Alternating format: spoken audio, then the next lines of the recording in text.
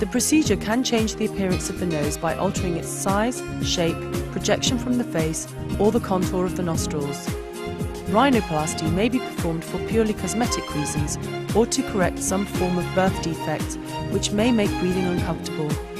It is sometimes combined with chin reshaping to balance the face. The nose continues to change in shape until approximately the age of 15, and thus this surgery is rarely performed on anyone under this age. To understand how rhinoplasty works, one needs to understand the anatomy of the nose. The nose is made up of the nasal bones and cartilage. The septum, which is the wall made up of cartilage that divides the nose, has on each side a lateral cartilage and alar cartilages. The hump is made up of both bone and cartilage. For an open rhinoplasty, an incision is made in the columella skin that separates the nostrils. This allows the skin to be separated from the structure of the nose and adjustments made to the bone, cartilage and soft tissues. An open rhinoplasty will normally take approximately 1 to 2 hours and is typically performed under a general anaesthetic. The area will be cleansed with antiseptic solution, and the area will normally be treated with local anaesthetic solution after the general anaesthetic has taken effect. Once the area has been prepared, a small incision made across the columella is then extended to the inside of the nostrils. This allows the surgeon to lift up the skin from the underlying nasal framework. Open rhinoplasty gives the surgeon an excellent view of the nasal structures. Depending on the shape of the nose and desired outcome, the surgeon may wish to trim the alar cartilages and use stitches to alter the position or shape of the alar cartilages to adjust their position.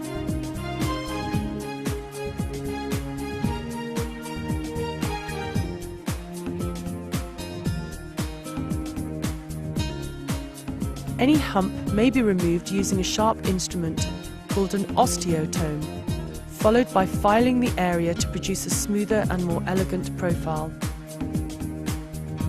Once the hump is removed, the nasal bones are weakened or broken to allow them to be brought together, which refines the nasal shape.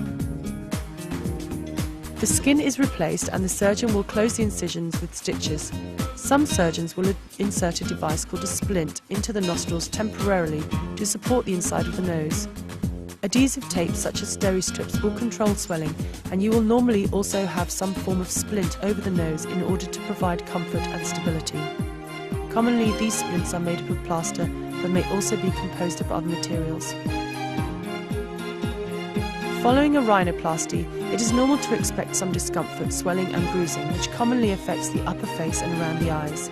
The initial bruising begins to settle after a few days and has usually mostly gone in 7 to 10 days, and you will see the improved contour and shape of your nose at this time, although some swelling may persist for a few months.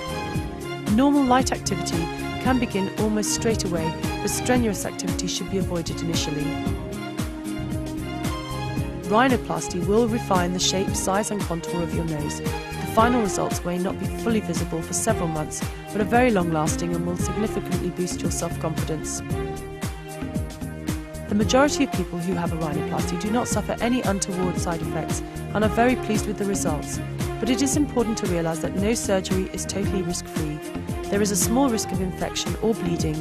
There may be significant bruising and swelling. Undercorrection or overcorrection of your nose may require further surgery.